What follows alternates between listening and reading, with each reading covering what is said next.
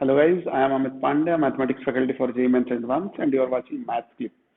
Okay, today I am going to discuss about some examples based on tangent and chord. Okay, tangent and pair of tangent and chord and then say chord of contact. Okay, so ये जितने भी examples ये पूरे based है previous lectures पे, दोनों previous lectures जो हुए हैं, ऑल्दो हमने वहां पे भी एग्जाम्पल्स कवर किए हैं, बट वो सारे एग्जाम्पल्स कहीं ना कहीं बेसिक एग्जाम्पल्स थे, समझने के भी उससे काफी अच्छे थे, बट बेसिक एग्जाम्पल्स थे। अभी हम थोड़े से लेवल बढ़ाएंगे एग्जाम्पल्स का, लाइक जेई मेंस और एडवांस टाइप के हम क्वेश्चन करेंगे अभी। ठीक है, तो हो सकता है ये लेक्चर थोड़ा लंबा जाए, तो आप थोड़ा सा पेशेंस बनाए रखें। और मैं बार बार बोल रहा हूँ कि मैथ के लिए एग्जाम्पल्स बहुत ही इंपॉर्टेंट होते हैं। ठीक है, तो स्टार्ट करते हैं एग्जाम्पल्स। तो मैं सबसे पहला एग्जाम्पल करता हूँ, एग्जाम्पल नंबर 1, क्वेश्चन नंबर 1 आप लिखेंगे, मैं बोल रहा हूँ यहाँ से। Find the locus of midpoint of the portion of find the locus of midpoint of the portion of any tangent between the coordinate axis, any tangent between the coordinate axis। हमें किसका लोकस निकालना है, ध्यान से देखिए, मैं इसको solve कर रहा हूं, इसका सॉल्यूशन लिख रहा हूं। अच्छा, एक बात और है इसमें, चूंकि हम क्वेश्चन कर रहे हैं, इलिप्स का इक्वेशन नहीं दिया है, तो कौन सा इक्वेशन लेंगे अपन? स्टैंडर्ड इक्वेशन लेंगे इलिप्स का। हाँ, आप जब भी एग्जाम वगैरह में रहेंगे तो वहां पे इक्वेशन देके रहेगा, टेंशन ना लें। तो मैंने बोल दिया कि चलो इलिप्स का जो इक्वेशन होगा वो हो जाएगा x square upon a square plus y square upon b square equal to 1। अब क्वेश्चन को समझने की कोशिश करो कि क्वेश्चन क्या बोल रहा है। क्वेश्चन सेड कि कोई भी टेंजेंट ले लो, कोई भी टेंजेंट ले लिया, कोई भी टेंजेंट, ये हमारी एक कोई भी टेंजेंट है, मान लिया इस पॉइंट पी से ये पास हो रहा है। ठीक है, इसका इसेंट्रिक एंगल अल्फा ले लेते हैं। इतना लेने पे क्या हो जाएगा, पी के कोऑर्डिनेट्स हमें पता चल जाएंगे, वो क्या हो जाएगा, A cos alpha B sine alpha. ये पता होना चाहिए अब कि कैसे अपन पॉइंट लेते हैं। क्लियर है? अब क्या बोला है कि हमें कोऑर्डिनेट एक्सिस का जो सेगमेंट कट हो रहा है ना, इसके मिड पॉइंट का लोकस बताना है। Suppose this will be a and this point is b, इसका मिड पॉइंट सपोज कहीं इधर आ रहा है एम। ओके, तो हमें मिड पॉइंट है तो इसका लोकस बताना है। लोकस बताना है तो मैंने एम को क्या एज्यूम कर दिया, एच कोमा के। तो पूरा फोकस हमारा किस पे रहेगा, एम पे रहेगा। ठीक है ना, तो देखते हैं कैसे करते हैं। सबसे पहले क्या करते हैं, सबसे पहले अपना टारगेट क्या रहेगा, मिड पॉइंट निकालने के लिए पॉइंट ए और पॉइंट बी के कोऑर्डिनेट्स पता चल जाए। तो पॉइंट ए और पॉइंट बी के कोऑर्डिनेट्स कैसे पता चलेंगे, पहले हमें टेंजेंट का इक्वेशन निकालना होगा। यूजुअली ये एक्स एक्सिस है और ये वाई एक्सिस है। ठीक है ना, तो मैं लिखता हूँ इक्वेशन ऑफ टेंजेंट, आपको भी पता है, इक्वेशन ऑफ टेंजेंट। ठीक है, किस पॉइंट से पास हो रही है, पी से पास होने वाली equation of tangent. General tangent है, होता है x upon a cos theta plus y by b sin theta equal to 1 होता है ना। इसको इक्वेशन नंबर 1 मान लेते हैं। अब देखो, पॉइंट ए के कोऑर्डिनेट में लिख रहा हूं, ध्यान से देखिए। पॉइंट ए जो है वो एक्स एक्सिस पे लाई कर रहा है, और एक्स एक्सिस पे किसी भी पॉइंट के लिए वाई कोऑर्डिनेट 0 होता है हमेशा। तो मैं क्या करता हूं, उसमें वाई को 0 पुट करूंगा, तो एक्स की वैल्यू क्या आ जाएगी, ध्यान से देखें, ए अपॉन कॉस थीटा। तो ए अपॉन कॉस थीटा कॉमा 0, समझना बहुत जरूरी है, यही है मेन इसमें। ठीक है, और साथ ही मैं पॉइंट बी के भी कोऑर्डिनेट्स निकालता हूं। पॉइंट बी के कोऑर्डिनेट्स के बारे में अब देखिए, बी जो है वाई एक्सिस पे लाई कर रहा है, और वाई एक्सिस पे लाई करने के लिए यहाँ पे क्या कंडीशन लगेगी, एक्स कोऑर्डिनेट हमेशा 0 होगा, तो मैं एक्स को हमेशा 0 पुट करूंगा। तो एक्स को 0 पुट किया तो वाई क्या आ जाएगा, देखो बी इधर जाएगा, साइन थीटा नीचे आएगा, तो ये क्या हो जाएगा, बी अपॉन साइन थीटा। देखो लोकस में होता क्या है असल में, कि हम एक पैरामीटर इंट्रोड्यूस करते हैं। सॉरी, मैं थीटा ले रहा हूं, तो एक काम करते हैं, यहां भी थीटा कर लेते हैं और यहां भी थीटा कर लेते हैं। ठीक है ना, और ये भी पॉइंट थीटा कर लेते हैं, कोई फर्क नहीं पड़ता, बाद में एलिमिनेट हो जाएगा। ये जो थीटा है हमने खुद से कंसीडर किया है, तो लास्ट में हमें थीटा एलिमिनेट करना होगा। लोकस का यही कंडीशन होता है कि आप पैरामीटर इंट्रोड्यूस करें और बाद में पैरामीटर को आप किसी भी कंडीशन को लगा के उसको एलिमिनेट करें, ऑटोमेटिक लोकस मिल जाता है। तो हमारे पास ये ए और बी पॉइंट आ गए, तो आप समझ सकते हैं ए पॉइंट आ चुका है, बी पॉइंट आ चुका है, हमें मिड पॉइंट का लोकस चाहिए। मिड पॉइंट का लोकस चाहिए ना, तो मैं मिड पॉइंट के कोऑर्डिनेट्स लिखने की कोशिश कर रहा हूं, एम के कोऑर्डिनेट्स लिख रहा हूं। मिड पॉइंट फॉर्मूला आपको पता होगा, x1 प्लस x2 बाई 2। ध्यान से देखें, x1 plus x2, x1 plus x2 by 2, this plus this by 2 करेंगे तो क्या हो जाएगा, a अपॉन 2 कॉस थीटा हो जाएगा, 2 cos theta, and y1 plus y2 by 2, y1 plus y2 by 2 क्या हो जाएगा, b upon 2 sine theta, b upon 2 sine theta. है कि नहीं। इट मीन्स h और k जो माना था हमने, h की वैल्यू क्या होगी, h equal to a upon 2 cos theta, means cos theta equal to, cos theta इधर क्यों ले रहे हैं अभी पता चल जाएगा आपको, cos theta equal to a upon 2h, equation number 2, clear है, इक्वेशन नंबर 2 मान लिया। And k equal to b upon 2 sin theta, this implies sin theta को मैं इधर ला रहा हूं, equal to b upon 2k, है ना, b upon 2k, equation number 3। देखो थीटा एलिमिनेट करना था, इन दोनों इक्वेशन को ध्यान से देखें, यदि मैं इसको स्क्वायर करके ऐड कर दूं तो इधर 1 हो जाएगा ना, ये तो बेसिक चीजें हैं, पता है आपको। तो मैंने क्या किया, स्क्वायर करके ऐड कर दिया, इक्वेशन 2 का स्क्वायर किया प्लस 3 का स्क्वायर किया, है ना, तो इधर क्या हो जाएगा, 1 हो जाएगा, 1 equal to this square means a square upon 4h square plus b square upon 4k square, समझे क्या। अब क्या होता है, लोकस के लिए h को x से और k को y से रिप्लेस करते हैं, तो मैं इसको इधर लिखूंगा, 1 को उधर लिख रहा हूं, देखो ध्यान से, a upon x square plus b upon y square, ध्यान से देखो नीचे से 4 कॉमन लेके मैंने इधर भेज दिया, this will be our required locus, okay, ये मिड पॉइंट का लोकस है, ये हमें निकालना था। तो देखो कुछ नहीं है क्वेश्चंस में, बहुत बेसिक वे में अपन जा रहे हैं, और बहुत ज्यादा डिस्टेंस भी नहीं जाना पड़ रहा है ना, मतलब बहुत ज्यादा कैलकुलेशन भी नहीं है, इजी कैलकुलेशन है। आई होप आप समझेंगे, बहुत बेसिक क्वेश्चन है। यूजुअली बच्चे क्या होते हैं, लोकस में थोड़ा सा कंफ्यूजन होते हैं कि सर कैसे करना है, तो आप क्वेश्चन जो क्वांटिटीज है ना उनकी क्वेश्चन ही बढ़ाते जाएं, थोड़ी क्वालिटी क्वेश्चन करें, क्वांटिटी तो चाहिए ही चाहिए और क्वालिटी क्वेश्चन चाहिए, तो वेरियस टाइप्स ऑफ क्वेश्चन अपन देखेंगे अभी लोकस के भी, तो आई होप ये अच्छे से आपको समझ में आया होगा, ठीक है ना। तो मैं इसके बाद दूसरा क्वेश्चन लेता हूँ, क्वेश्चन नंबर टू, तो इसके लिए मैं इसको मिटा रहा हूँ, ठीक है, जिसको लिखना होगा वो इसको पॉज करके लिख लेगा। क्वेश्चन नंबर 2 लिखेंगे आप, क्वेश्चन नंबर 2 मैं बोल रहा हूं, बस मैं तो यहाँ पे लिखूंगा नहीं। Question number 2 says if the tangents are drawn to the ellipse का इक्वेशन दिया हुआ है, इस केस में ellipse का इक्वेशन दिया हुआ s equal to x square plus 2y square equal to 2, x square plus 2y square equal to 2, ये बेस्ड है इससे पहले वाले क्वेश्चन पे, ठीक है ना। देखो if the tangent are drawn to the ellipse x square plus 2y square equal to 2, then the locus of the midpoint of the intercept made by the tangent between the coordinate axes is, r नहीं is, ठीक है। Same question है, बस क्या किया, ellipse का equation change कर दिया, वो एक स्टैंडर्ड इलिप्स हुआ करता था, यहाँ पे इलिप्स का इक्वेशन चेंज कर दिया, तो कोई फर्क नहीं पड़ता। आप चाहे तो इसको स्टैंडर्ड फॉर्म में बना ले, x square upon 2 plus y square upon 1 equal to 1, ये हमारा इक्वेशन ऑफ इलिप्स हो गया। फिर भी मैं बोल रहा हूँ हमेशा ज्योमेट्री के क्वेश्चन किसी भी चैप्टर में है, आप एक इसका फोटो बनाया करें, फोटो बना लेता हूं मैं, ठीक है ना। ये रहा हमारा इलिप्स, ठीक है, आपको वैसे भी दिख रहा है A square greater than B square, usually 80 to 85% question में ए स्क्वायर बी स्क्वायर से बड़ा ही रहता है, अभी तक जहां तक जो भी आया है। हमने बोला कि एक टेंजेंट खींचते हैं, एक टेंजेंट खींचा हमने, फिर वही बात बोला है कि इसके मिड पॉइंट का लोकस चाहिए, किसके मिड पॉइंट का, intercept made on coordinate axis, समझ रहे हैं आप, फिर वही काम करना है बिल्कुल।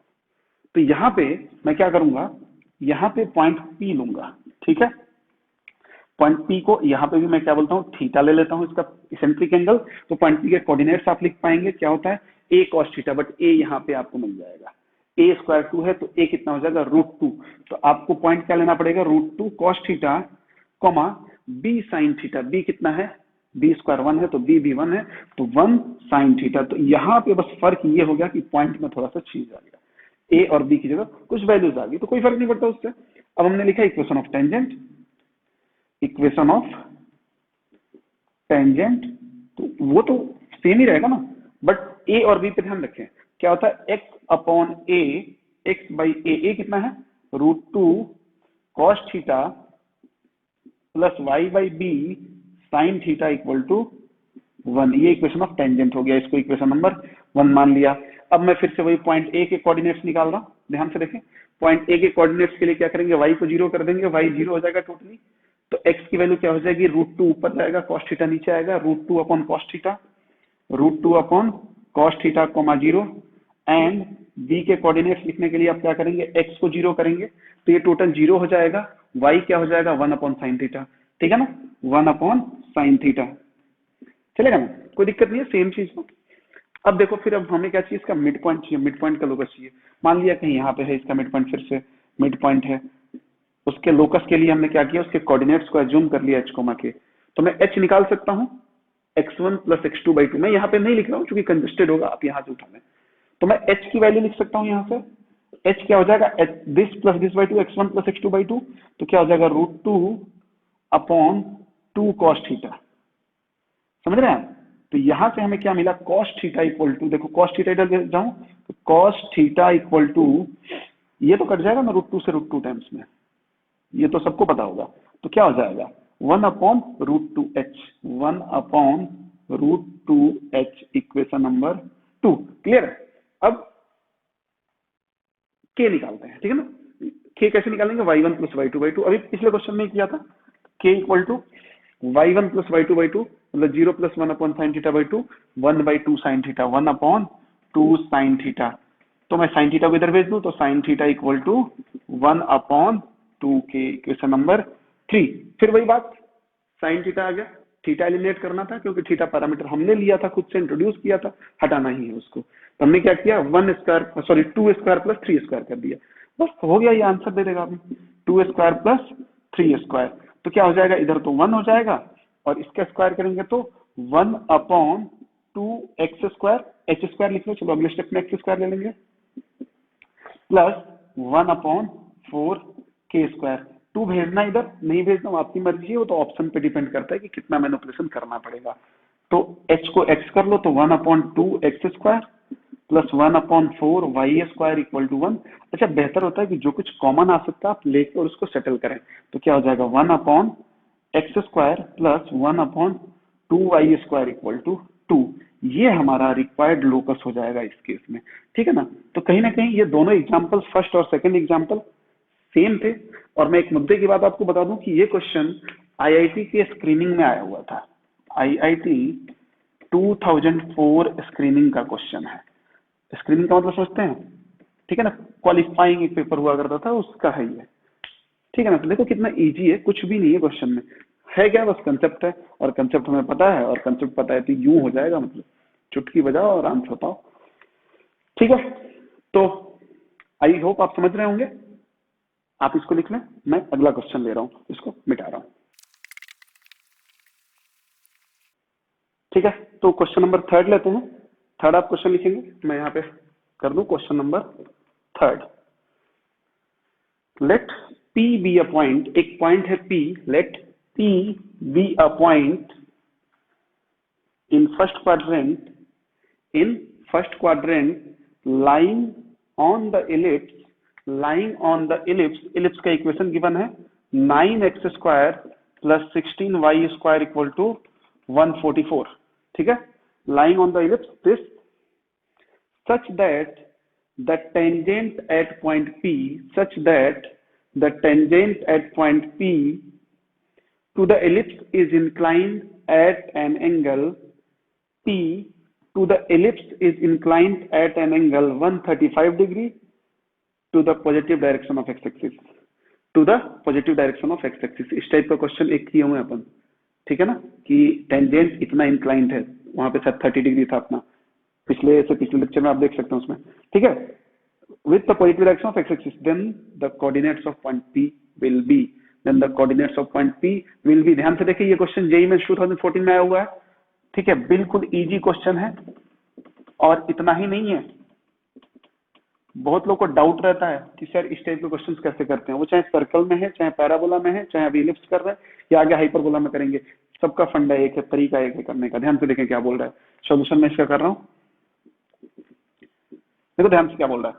अच्छा यहाँ पे आप स्लोप ऑफ टेंजेंट बता सकते हैं क्या, स्लोप ऑफ टेंजेंट, ठीक है ना, क्या बोला, tangent is inclined 135 degree with the positive direction of x axis, है ना, मतलब tan 135, समझ रहे हो, tan 135 डिग्री कितना हो जाएगा, tan 90 प्लस 45, वैसे भी tan सेकंड क्वाड्रेंट में नेगेटिव देगा, 90 पे कॉट हो जाएगा, कॉट 45, तो ये हो जाएगा -1, ठीक है, आपको जैसे भी आता वैसे निकालें, कोई जरूरी नहीं कि मैं जैसा बोल रहा हूँ वही सही है, ठीक है, तो ये स्लोप ऑफ टेंजेंट मिल गया। फिर भी मैं एक बार डायग्राम बनाता हूँ, फिर अपन जो जो चीजें यूज करनी है यूज करेंगे अपन, है ना। तो ये हो गया, एक इलिप्स हो गया। आप हमेशा जितनी भी डायग्राम्स बनाने हैं क्वेश्चंस के लिए हमेशा रफ स्केच करें, क्योंकि बहुत ही टफ कंपटीशन होता है एग्जाम में, समझ रहे हैं आप। मतलब वहां पर पूरा गेम ही रहता है time with accuracy, come time में ज्यादा एक्यूरेट सॉल्व करने का। तो इसके लिए आप इंस्ट्रूमेंट यूज करेंगे तो कोई नहीं देखने वाला वहां पे, बस किसने सही किया वही देखते हैं। ठीक है, तो बोल रहा है इस पे एक टेंजेंट है 135 डिग्री पे, एक टेंजेंट जाएगी। हमने बोला ये रही 135 डिग्री पे एक टेंजेंट। कैसे बना रही है 135 degree? Positive direction of x axis. मैं इसको थोड़ा एक्सटेंड कर रहा हूँ, देखो ध्यान से, ये हो गया 135 डिग्री, चलेगा ना, कोई दिक्कत नहीं है। इस पॉइंट पे ये टेंजेंट है P, ठीक है। इसने बोला है कि इस P पॉइंट पे टेंजेंट है, और हमारा जो इलिप्स का जो इक्वेशन है वो हो जाएगा x² / 16 + y² / 9 = 1। ठीक है, तो वैसे भी इलिप्स सही बना है, a² > b², हॉरिजॉन्टल इलिप्स। तो बोला है कि बस इतना ही इन्फॉर्मेशन गिवन है, बोला P पॉइंट बता दो। हमने बोला ठीक है जी बता देते हैं, कोई दिक्कत नहीं है। इसका सेंटर 0 0 है, बस अच्छा लगने के लिए लिख रहा हूँ, वैसे जरूरत पड़ेगी तो देखेंगे। सबसे पहले आप देखो कि इक्वेशन ऑफ टेंजेंट तो लिखना ही पड़ेगा आपको, और इक्वेशन ऑफ टेंजेंट किस फॉर्म में लिखोगे? स्लोप गिवन है ना, तो स्लोप फॉर्म में लिखेंगे। पहला हिंट यही इसी ने दे दिया। तो देखो हमने बोला equation of tangent,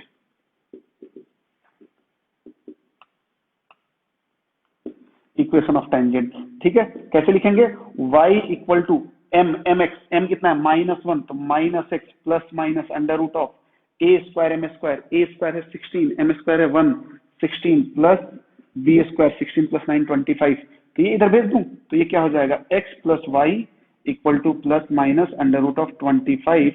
this means x + y = ±5। Obvious सी बात है, दो टेंजेंट होगी जो इस टाइप से 135 एंगल बना रही होंगी। मैं आपको यहाँ पे दिखा देता हूँ, देखो ध्यान से।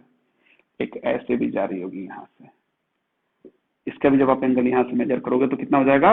135 डिग्री, ठीक है। तो एक तो ये हो गया। अब हमें पॉइंट P चाहिए, तो हमें तो पता नहीं है पॉइंट P के बारे में, तो हमने पॉइंट P को क्या मान लिया? h, k मान लिया, या x1, y1 मान लिया, कुछ भी मान सकते हैं। तो एक और दूसरा भी तरीका होता है टेंजेंट लिखने का। एक तो हमें इक्वेशन मिल गया, नाउ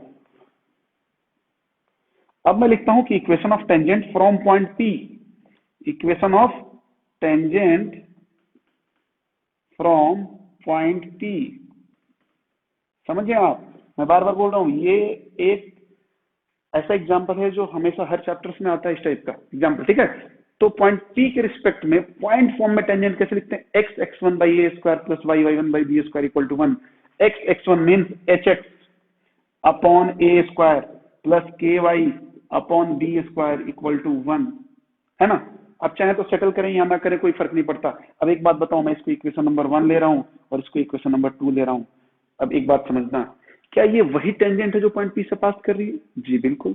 और ये वही टेंजेंट है जो 135 डिग्री एंगल बना रही है? जी बिल्कुल। इट मींस दोनों टेंजेंट सेम ही तो है, इक्वेशन 1 एंड इक्वेशन 2 सेम ही तो है। तो इसका मतलब क्या कर सकते हैं हम? इनके कोएफिशिएंट को कंपेयर कर सकते हैं और आंसर वहां से आ जाएगा। तो हमने बोला यहाँ पे लिख रहे हैं कि equation 1 and 2 represent same line. ध्यान से देखना, हमने क्या बोला? Equation 1 and 2 represent same line. तो क्या करें?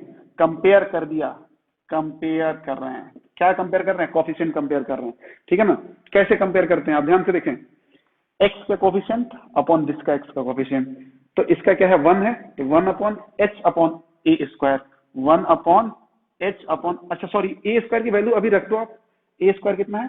16 है, और b² कितना है? 9 है, ठीक है ना। तो क्या हो जाएगा? h/16 है कि नहीं, इक्वल टू y का कोएफिशिएंट 1/k/9। ध्यान से देखते रहे, 1/k/9, ठीक है। ये एक साथ है, ये भी h/16 एक साथ है, h/16 एक साथ है, इक्वल टू, ये दोनों इक्वल टू के दूसरे तरफ है, मतलब RHS में है, तो सही है, कोई दिक्कत नहीं। तो दिस मीन्स +-5, +-5। तो देखो ध्यान से, हमें क्या चाहिए? हमें h चाहिए और k चाहिए। हमारा रिक्वायरमेंट h और k है, क्योंकि पॉइंट P के कोऑर्डिनेट्स चाहिए। तो मैं क्या करता हूँ, इसका और इसका पहले इसको सॉल्व करता हूँ। तो 16 तो ऊपर चला जाएगा, एक बार लिख लो, 16/h = 9/k = +-5। पहला और लास्ट कंडीशन यदि सॉल्व करूंगा तो h की वैल्यू क्या आएगी? +-16/5। और सेकंड और थर्ड को करूंगा तो k क्या आ जाएगा, प्लस माइनस 9/5। बट एक चीज और ध्यान दें आप, क्वेश्चन के स्टार्टिंग में ही बोला था कि point P lies on first quadrant. तो फर्स्ट क्वाड्रेंट का मतलब क्या होता है कि कोऑर्डिनेट्स दोनों पॉजिटिव आएंगे। तो पॉजिटिव आएंगे तो ये क्या हो जाएगा 16/5 और ये क्या हो जाएगा 9/5 हो गया। तो आंसर यही ऑप्शन था, ठीक है ना। तो आप देख सकते हैं क्वेश्चन बहुत बड़ा नहीं है, बहुत इजी क्वेश्चन है, करने के और भी तरीके हो सकते हैं, ठीक है। तो क्वेश्चन इजी तब तक ही है जब तक आप क्वेश्चन को समझ रहे हैं, ठीक है। क्वेश्चन को बहुत बारीकी से पढ़ें, इत्मीनान से पढ़ें, उसके पढ़ने का टाइम ले और ऑटोमेटिक क्वेश्चन को कंसेप्ट के थ्रू डील करते जाए, आंसर आ जाएगा। और ये रिप्रेजेंटेटिव एग्जांपल है, मैं बता रहा हूँ फिर से, इस टाइप के क्वेश्चन अक्सर आए होंगे, तो इस पे ज्यादा ध्यान दें, ठीक है। तो ये आप लिखें इसको और मैं इसको मिटा रहा हूँ। तो नेक्स्ट क्वेश्चन करते हैं, जो क्वेश्चन नंबर 4 होगा अभी के लिए। क्वेश्चन नंबर 4 देखते हैं। कहीं भी आपको डिफिकल्टी होती है, क्वेश्चन को रोकें, वहीं से पॉज करें और उसको समझने की कोशिश करें। ना समझ में आए तो आप कमेंट सेक्शन में भी मुझे कमेंट कर सकते हैं, मैं आपको रिप्लाई करूंगा, डेफिनेटली रिप्लाई करूंगा। क्वेश्चन नंबर 4 लिखा, the area in square unit, the area in square unit, area जो स्क्वायर यूनिट में ऑब्वियस बात है स्क्वायर यूनिट नहीं आता है, of a quadrilateral formed by the tangents at the end points of lattice rectum, at the end points of lattice rectum to the ellipse का equation दिया हुआ है x²/9 plus y²/5 equal to 1। Find out करना है, क्या find out करना है, latus rectum के एंड पॉइंट पे यदि टेंजेंट खींचते हैं तो क्वाड्रिलेटरल बनेगा, उसका एरिया बताना है, ठीक है। और ये भी क्वेश्चन आया हुआ आपके JEE मेंस 2015 में, ठीक है ना। JEE मेंस 2015 का क्वेश्चन है। देखो मैं जानबूझ के कुछ ऐसे एग्जांपल्स ले रहा हूं जो प्रीवियस ईयर के हैं, ताकि आपको आइडिया लगे कि हाँ क्वेश्चंस में क्या है एग्जैक्टली, ठीक है ना। तो देखो कोई दिक्कत नहीं है, सबसे पहले क्या करते हैं, डायग्राम बनाते हैं। अच्छा, डायग्राम बनाते हैं और लैटिस रेक्टम का एंड पॉइंट निकालेंगे। तो ये बात पता होनी चाहिए कि लैटिस रेक्टम क्या होता है, ये सब समझ में आना चाहिए आपको। तो एक डायग्राम बना रहे हैं, ठीक है ना, ये बन गया अपना डायग्राम, ठीक है ना। इसका थोड़ा सा डायग्राम कॉम्प्लिकेटेड है, कोई दिक्कत नहीं है। ये होगा हमारा पहला लैटिस रेक्टम और ये होगा दूसरा लैटिस रेक्टम, ठीक है। लैटिस रेक्टम का ये पॉइंट क्या होता है AE,0 है ना, और ये होता है -AE,0, ठीक है। अब क्या बोल रहा है, लैटिस रेक्टम के एंड पॉइंट्स पे यदि मैं टेंजेंट खींचूं, सपोज ये रहा एंड पॉइंट पे मैंने टेंजेंट खींच दिया, ठीक है। थोड़ा डायग्राम ये अंदर जा रहा है, कोई दिक्कत नहीं, आप समझ रहे हैं इसको। इधर भी एक हम खींचेंगे टेंजेंट, इसके एंड पॉइंट पे यहां खींचा हमने, यहां खींचा, यहां भी एक खींचना पड़ेगा, ठीक है। ये एंड पॉइंट है और एक इस एंड पॉइंट पे खींचेंगे। और चूंकि सिमेट्रिक फिगर होने की वजह से क्या होगा कि ये कट एक्सिस पे ही करेगा। तो ये बात समझे। अब ये हमारा क्वाड्रिलेटरल तैयार हो गया, ABC एंड D, ये हमारा क्वाड्रिलेटरल तैयार हो गया। बोला इसी क्वाड्रिलेटरल का एरिया चाहिए इस केस में। हमने बोला यार कोई दिक्कत नहीं है, इसका जो है इसका एंड पॉइंट देख लेते हैं क्या होता है, इसका एंड पॉइंट। तो इसमें एंड पॉइंट क्या हो जाता है, लैटिस रेक्टम का एंड पॉइंट क्या हो जाता है AE, B²/A, ठीक है ना। ये प्लस माइनस करके सबको निकालने की जरूरत नहीं है, देखो क्यों, इसलिए कि चूंकि सिमेट्रिक फिगर है तो मुझे दिख रहा है कि जो क्वाड्रिलेटरल है ना ABCD, ये 4 बराबर पार्ट में डिवाइडेड है। यदि मैं इसको सेंटर को O बोल दूं, तो यदि मैं इतना एरिया आइडेंटिफाई कर लूं, ध्यान से देखें कितना एरिया AOB, तो उसी का 4 गुना हो जाएगा ना, 4 टाइम्स टोटल एरिया। तो हम क्या करते हैं ना, हमारा टारगेट रहेगा कि AOB का एरिया निकाल के 4 से मल्टीप्लाई करने, बस हो जाएगा आंसर। तो यही टारगेट रहेगा। तो सबसे पहले मुझे एक एंड पॉइंट निकालना पड़ेगा ताकि मैं टेंजेंट निकाल पाऊं। तो AE निकालने के लिए मुझे सबसे पहले E फाइंड आउट करना पड़ेगा, और E क्या होता है √1 माइनस छोटा स्क्वायर अपन बड़ा स्क्वायर 5/9। तो ये क्या हो जाएगा 9 - 5 4/9 मीन्स 2/3 आ गया। तो यहां से हमने AE निकाल लिया। A कितना है, ध्यान से A 3 है, A² 9 है, गलती नहीं होनी चाहिए। तो 3 × 2/3, तो ये कितना हो जाएगा 2 हो जाएगा AE। एंड B²/A भी निकाल लेते हैं, B² है 5 और A कितना है 3, 5/3 हो जाएगा। समझ रहे बात को। इट मीन्स जो हमारा पॉइंट P है, या हाँ इसको P ले लेते हैं, पॉइंट P है उसके कोऑर्डिनेट्स आ गए अपने पास, कितना हो गया 2, 5/3, राइट है। क्लियर है ना? अब इस पॉइंट पे इक्वेशन ऑफ टेंजेंट लिखते हैं। तो मैंने क्या बोला, equation of tangent at P. Okay, इधर ले लेते हैं, कोई दिक्कत नहीं, स्पेस खूब है अपने पास। क्या बोला, equation of tangent at point P, equation of tangent at P क्या हो जाएगा, पॉइंट फॉर्म में लेना पड़ेगा टेंजेंट। एक्स वन की जगह क्या रखेंगे, two x upon a square. देखो यहाँ पे 2x/9 plus y/1 5/3y upon 5/3y upon 5। तो ये 5 से 5 कैंसिल हो जाएगा अभी, इक्वल टू 1। 5 से 5 कैंसिल, तो ये क्या हो जाएगा, 2x/9 plus y/3 equal to 1। अब देखो ये तो हमारी लाइन हो गई, कौन सी लाइन हो गई, ए बी। मुझे इस ट्रायंगल AOB का एरिया निकालना है। तो एक तो राइट एंगल ट्रायंगल है ना, तो इसमें क्या करेंगे, बेस पता चल जाए मुझे, OA डिस्टेंस पता चल जाए और OB डिस्टेंस पता चल जाए तो हो जाएगा काम। तो चल जाएगा ना यार। पॉइंट ए के कोऑर्डिनेट्स निकालने की कोशिश करते हैं। अभी तक ये देखो तीसरा क्वेश्चन है जिसमें हम पॉइंट ए के कोऑर्डिनेट्स निकाल रहे हैं, है कि नहीं। पॉइंट ए के कोऑर्डिनेट्स के लिए क्या करेंगे, y को 0 पुट कर दो। तो हमने ए के कोऑर्डिनेट्स निकालने की कोशिश की, तो y को 0 पुट करेंगे तो x क्या आएगा, 9/2, 9/2, 0।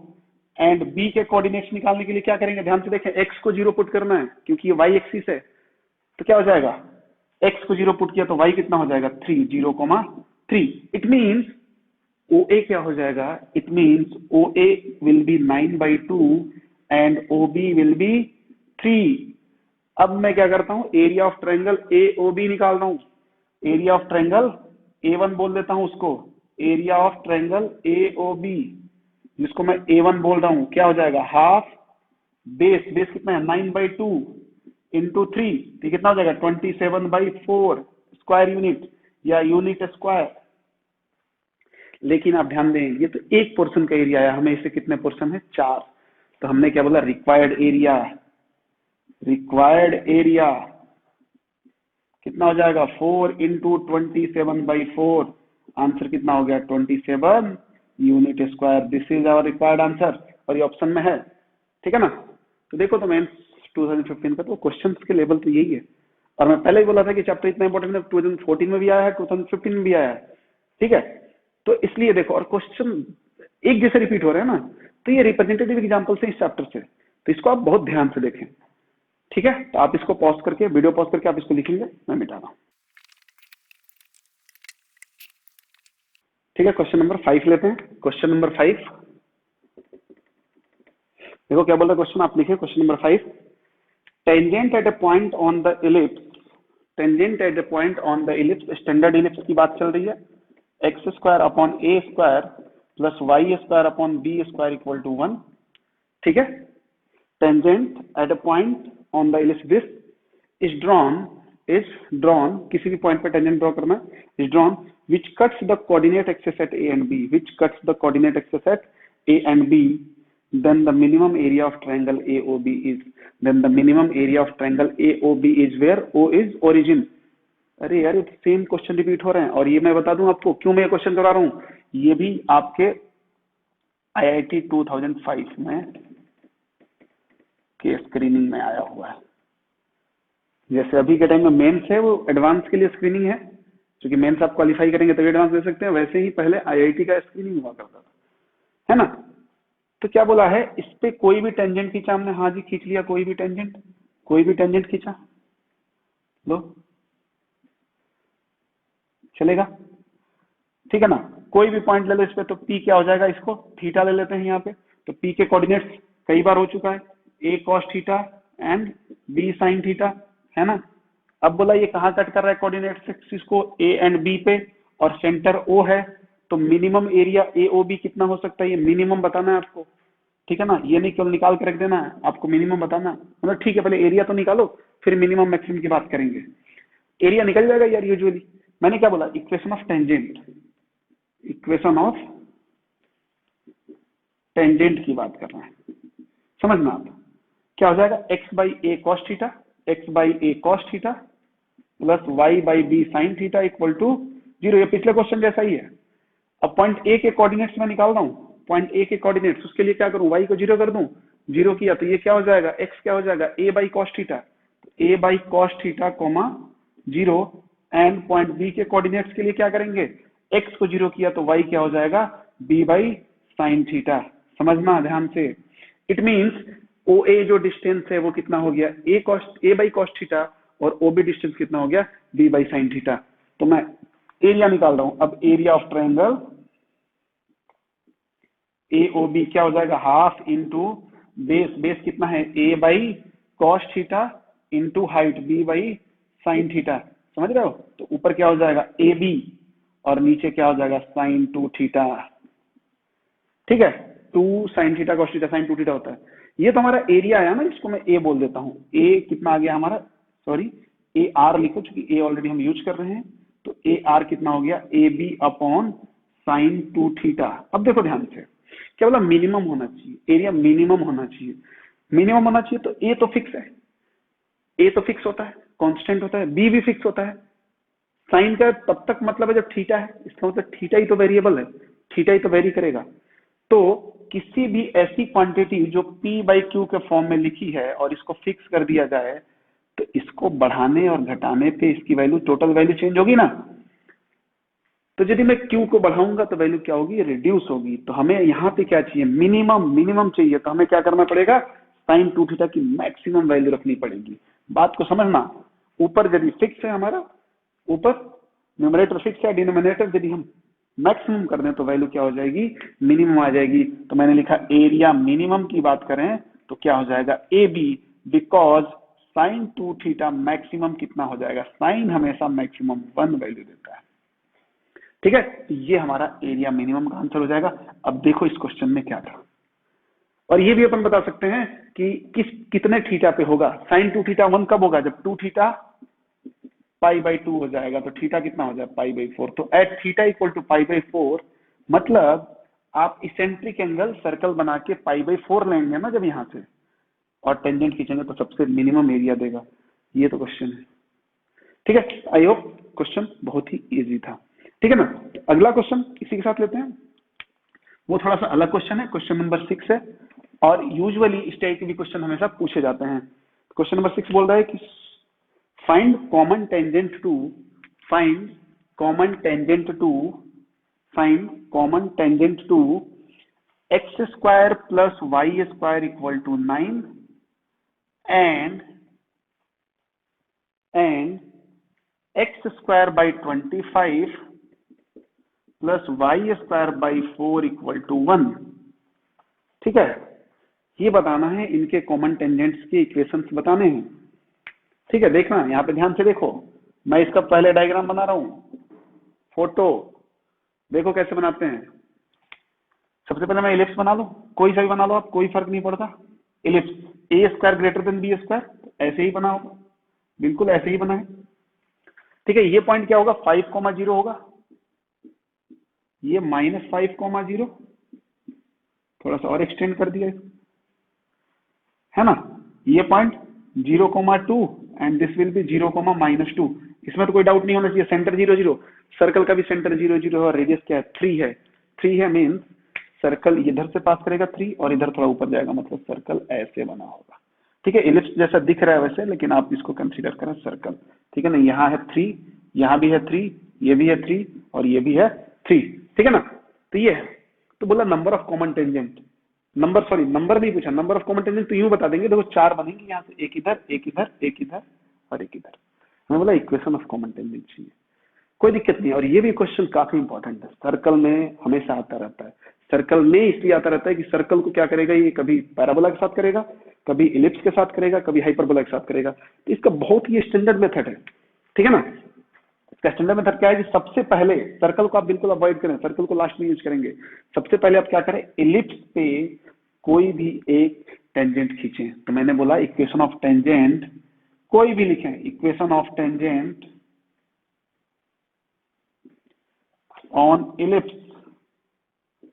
ठीक है, मैं स्लोप फॉर्म में लिख देता हूं, y equal to m x plus minus under root of a square m square plus b square. ध्यान से देखें, ए स्क्वायर बी स्क्वायर पता है अपन को, तो मैं एम एक्स को इधर भेज देता हूं, तो ये हो जाएगा y minus m x equal to plus minus under root of a square कितना है जी, ए स्क्वायर विल बी 25 तो 25m² प्लस b² कितना है 4 है ना।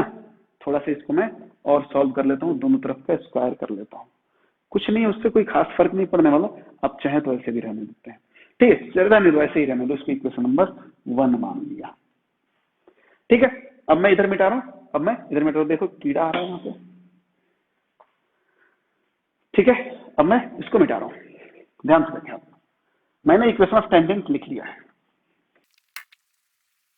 हाँ जी, तो देखें इक्वेशन ऑफ टेंजेंट हमने किस पे लिख लिया, इलिप्स पे लिख लिया। अब मैं क्या करूंगा, ये एक लाइन है, ये ना देखो एक लाइन का इक्वेशन लिखा हुआ है, ये एक नंबर है, ये एक नंबर है। अब मैं क्या करूंगा कि सर्कल के सेंटर से यदि परपेंडिकुलर डिस्टेंस डालेंगे तो क्या हो जाएगा, रेडियस के बराबर हो जाएगा। सर्कल के लिए कंडीशन यही होता था टेंजेंट का।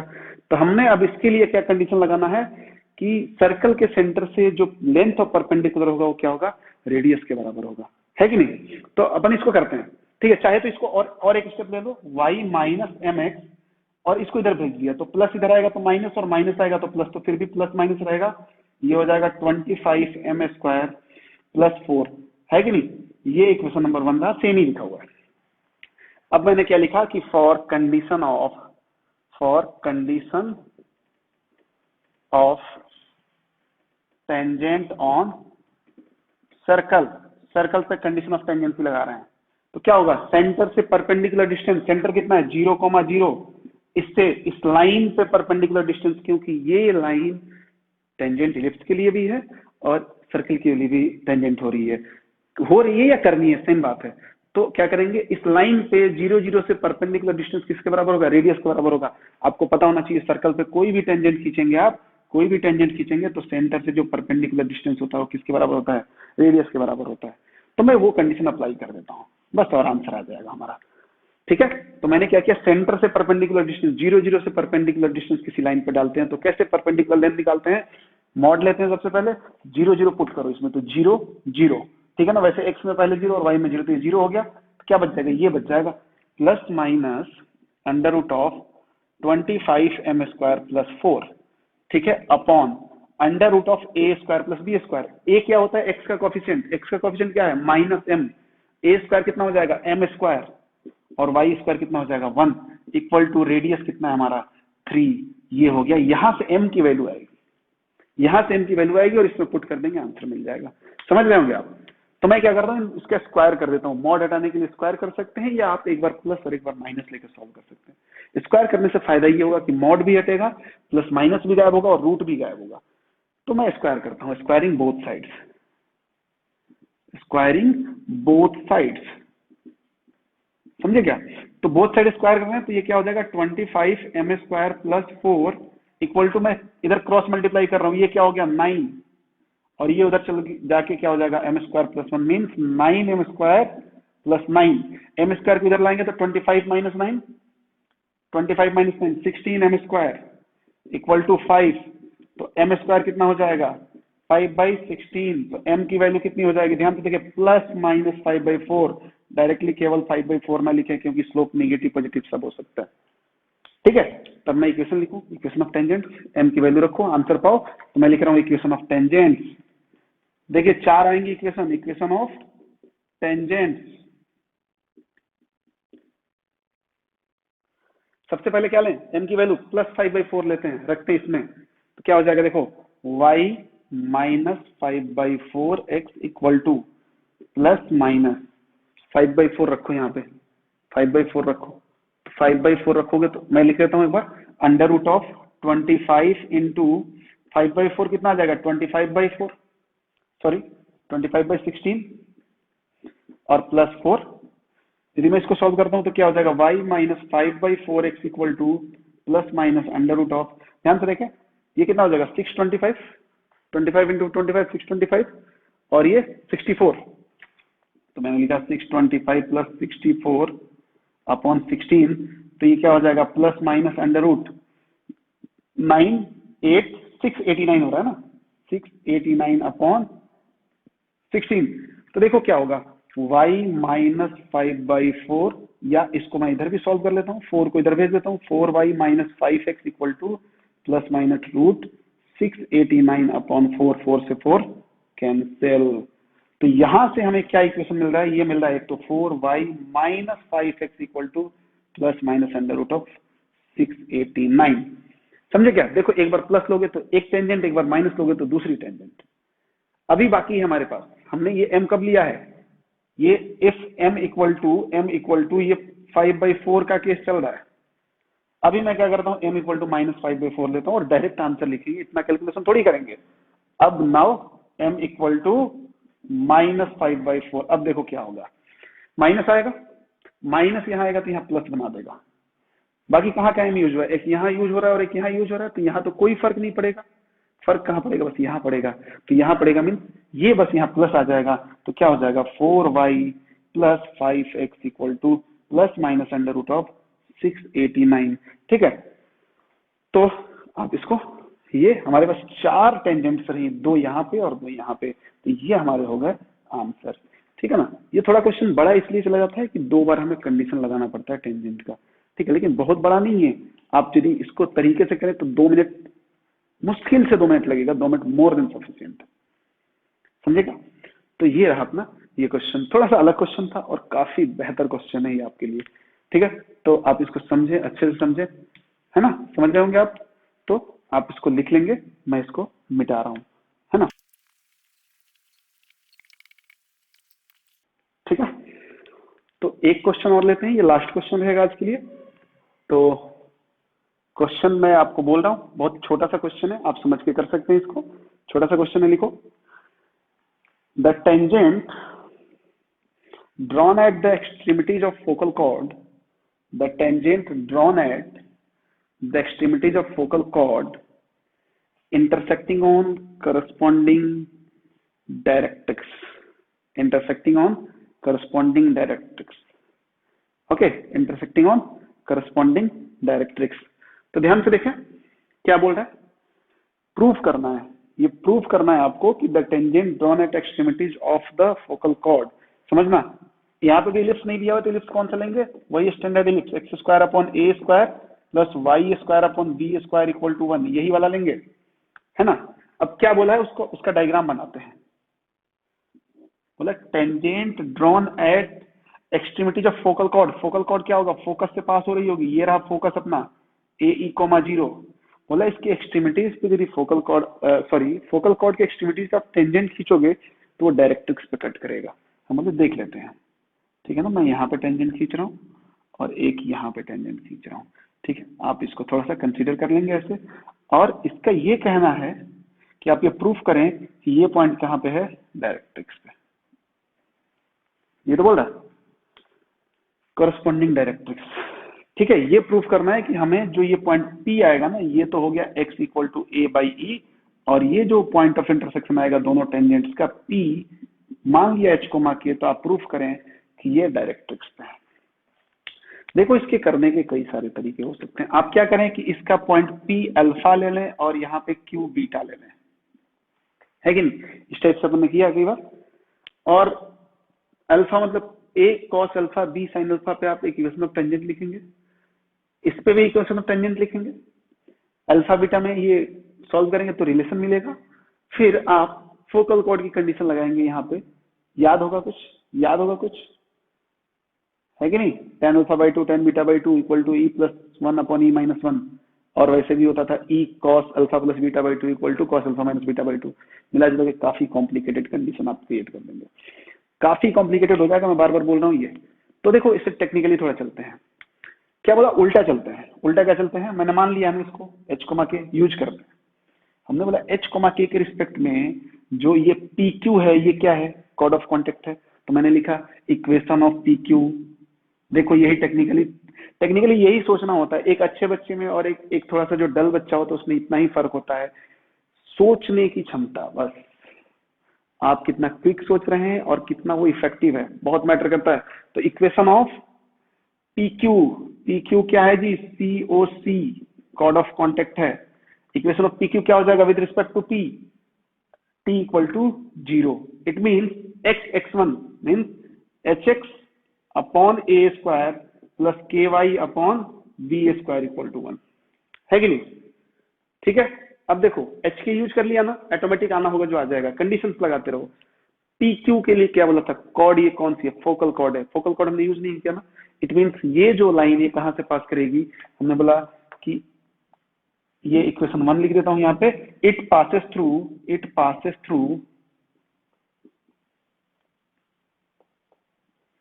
Where a e comma zero, a e comma zero से पास करेगी तो इसको सेटिस्फाई करेगा ए कॉमा जीरो, तो रख देते हैं इसमें।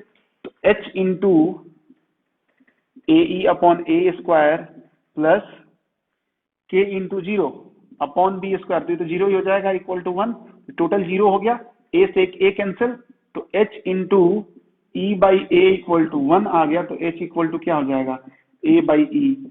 अब देखो तो एच ए बाई ई आ गया, अरे ये लाइन इस पे हमेशा एक्स क्या होगा, ए बाई ई होगा, एच ए बाई ई आ गया, हो गया प्रूफ, हो गया कि नहीं। तो ये पॉइंट अब के कुछ भी आ जाए, सपोज के 5 आ गया तो क्या हो जाएगा, ये पॉइंट कहाँ चला जाएगा, यहाँ चला जाएगा, के -3 आ जाएगा तो इधर आ जाएगा, और नीचे जाना और नीचे जाएगा, रहेगा तो डायरेक्ट्रिक्स पे ही। तो यही हमारा प्रूफ हो गया, तो हैंस प्रूव्ड।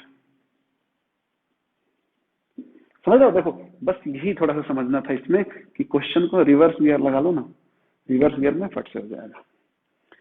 ठीक है, आई थिंक आप समझ रहे होंगे और लिख भी रहे होंगे साथ में, और कुछ खुद से भी मेहनत कर रहे होंगे, किसी भी बुक से आप, वैसे कोऑर्डिनेट ज्योमेट्री के लिए आपको जो बुक है वो बेहतर है, यदि आपको कुछ अच्छी बुक लेनी है तो एसएल धोनी आप ट्राई कर सकते हैं, बट मैं तो यही रिकमेंड करूंगा कि आपके पास अभी जो बुक है उसी बुक को आप क्विकली, जितना इधर पढ़ाया जा रहा है आप खुद से ही कवर करें, है ना, क्योंकि मैथ जो प्रैक्टिस की चीज है, यदि आप प्रैक्टिस नहीं करेंगे तो नहीं हो सकता है, ये फिर परमानेंट के लिए डाउट क्रिएट हो जाएगा। और दिमाग में एक चीज आप ये डाल लें अपने, अच्छी चीजें इंसान भूल जाता है, बट जो बुरी चीजें है ना, बुरी चीजें इन द सेंस ये नहीं कि गलत चीजें, इट मीन्स डाउट्स, कंफ्यूजन, वो बहुत दिन तक रहता है।